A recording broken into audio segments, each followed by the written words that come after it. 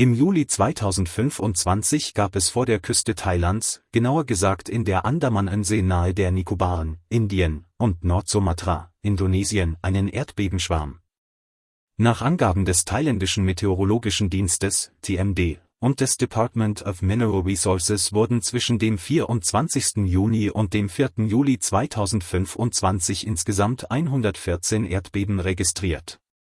Es ist wichtig zu betonen, dass diese Erdbeben als Erdbebenschwarm identifiziert wurden, was bedeutet, dass es sich um eine Reihe kleinerer Beben ohne einen einzelnen Hauptstoß handelte.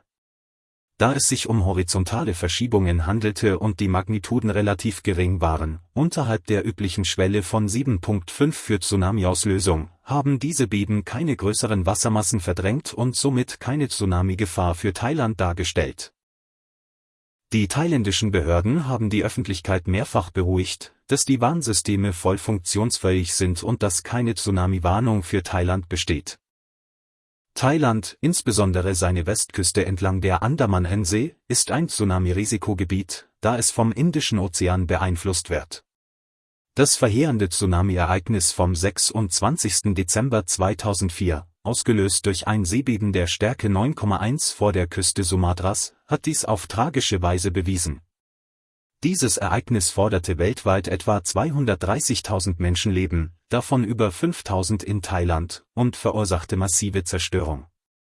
Ist ein Tsunami in Thailand möglich? Ja, ein Tsunami in Thailand ist definitiv möglich. Die geografische Lage Thailands im Indischen Ozean bedeutet, dass es von den tektonischen Aktivitäten entlang des Sunda-Grabens, einer Subduktionszone, in der die indo-australische Platte unter die Sunda-Platte taucht, direkt betroffen sein kann. Große Seebeben in dieser Region haben das Potenzial, Tsunamis auszulösen, die die thailändischen Küsten erreichen. Mechanismus der Tsunami-Entstehung. Ein Tsunami entsteht typischerweise durch eine plötzliche Verdrängung großer Wassermengen, meist verursacht durch Seebeben. Dies ist die häufigste Ursache, insbesondere starke Erdbeben, Magnitude 7,0 oder höher, mit vertikaler Verschiebung des Meeresbodens. Der Tsunami von 2004 war ein Paradebeispiel dafür. Unterwasser-Erdrutsche, große Erdrutsche unter dem Meeresspiegel können ebenfalls massive Wassermassen verdrängen. Sobald die Wassermassen verdrängt werden, breiten sich die Tsunamiwellen mit hoher Geschwindigkeit über den Ozean aus, in tiefem Wasser über 800 Kilometer pro Stunde.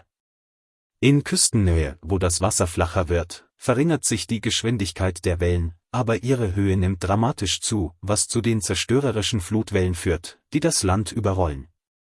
Tsunamis bestehen oft aus mehreren Wellen, und die erste Welle ist nicht unbedingt die größte. Ein weiterer Tsunami in Thailand durch ein Seebeben ist wahrscheinlich, auch wenn die genaue Zeit und Stärke nicht vorhersehbar sind.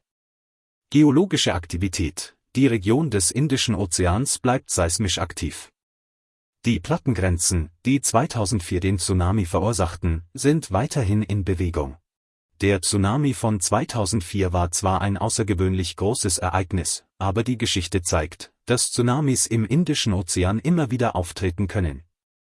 Häufigkeit von Seebeben. Stärkere Seebeben sind im Indischen Ozean nicht selten.